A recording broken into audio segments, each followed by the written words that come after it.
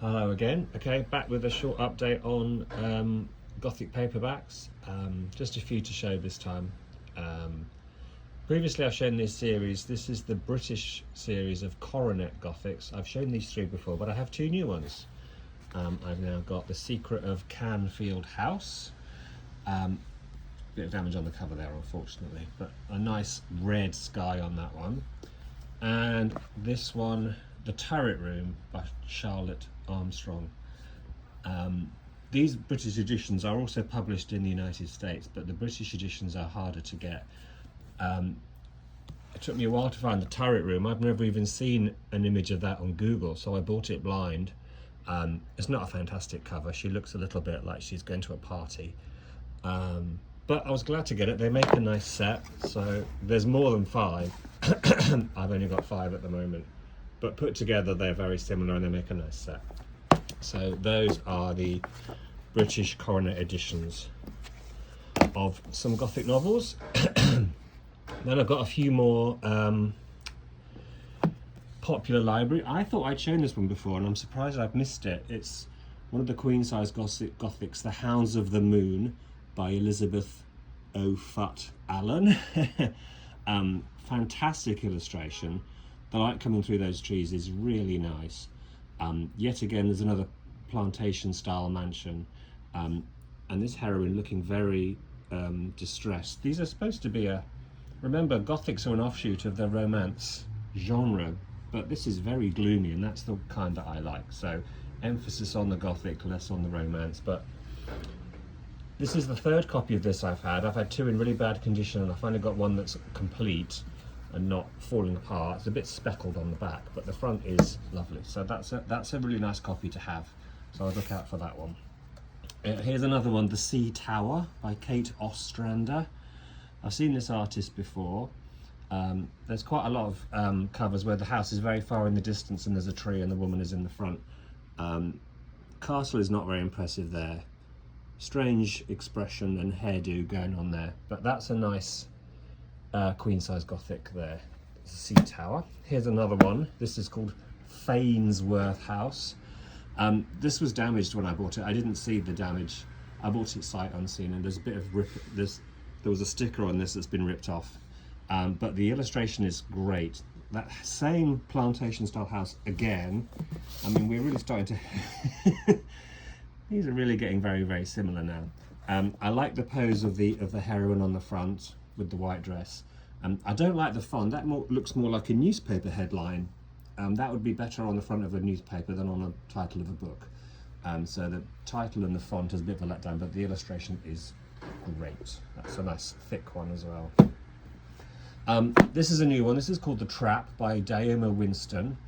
I haven't shown this book before, but I have shown its twin, which is The Face of Chalk.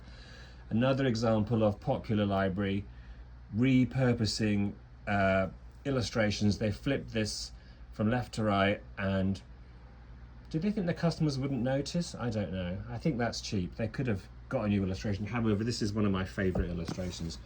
I think that's a really nice image of a house. The Trap is a slightly lighter reproduction of the painting, so it's nicer to look at.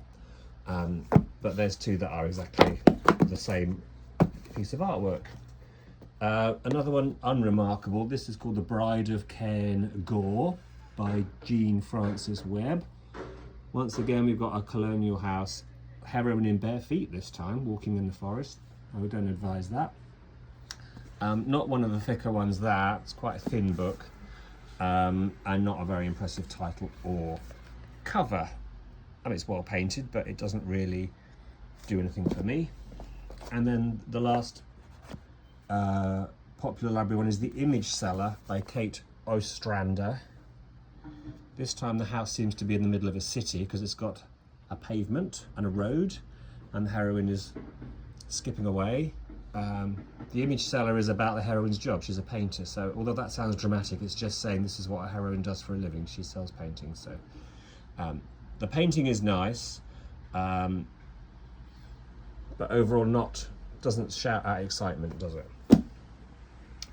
Then we have, this is an ace one, Veil of Silence by Aileen sailors. This illustration has been used flipped as well on a different book. I think it was on an Anne Maybury book.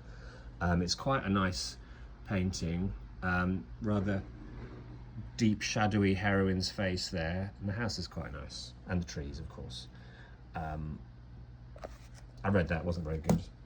A let's try that again. A dark and secret place. This was Avon, which I thought would be a rather nice Gothic. It's actually pretty boring. That does not look like a Gothic novel, so I think I bought that one by mistake. That just looks drippy and romantic to me, so we won't be bothering keeping that one. The Dark Stone. This one is Pyramid. Not leaders in the market of Gothic's Pyramid, but they have done a few. The Dark Stone by Mildred Nelson. This time the heroine is inside the house. She's got a very mod hairstyle there. Some nice candelabras and candlesticks and whatever. She's holding a strange lamp.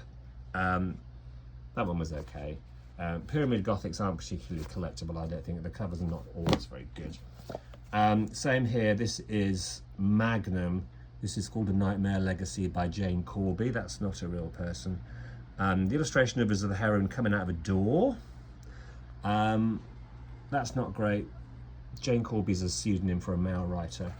A lot of these Magnum and Lancer books are among the worst of the, if you read them, they're probably typically the lower end of the quality market as far as the stories go. And that's not particularly exciting. Neither is this one. The Haunting of Villa Gabriel by Clarissa Ross. Again, that's a pseudonym, that's W.E.D. Ross. This one is Magnum as well. Magnum and Lancer are two side-by-side publications by Prestige Books. Again, they don't always produce the best quality books. I don't think that's a very good cover. The house could be of interest, but it's very small. It's hard to see what it is. This is not a very good painting of a woman running away, and on the back it's been really badly cut out and placed on a plain background, so that's a horrible repurposing of the front image. Yeah, that's not a great one. And then to finish off, I've got two in a series by Edwina Noon. I've got the Craghold Curse and the Craghold Crypt. This is a set of 4 books. This one has a number 2 in the series on the front cover. The first one I think is the Craghold Legacy. That's the 4th one, I think. So the 3rd one is something else. Crypt, Curse, Legacy. There's one more.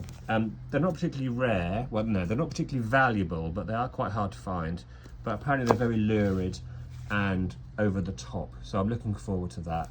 But I'm not going to read them until I've got all 4. So hopefully when I get number 1 and 3, I'll read all of them and then I'll know if they're any good. But that's a really thin book. Yeah, you don't get much for your money with those. But that's it for this collection. Okay, cool.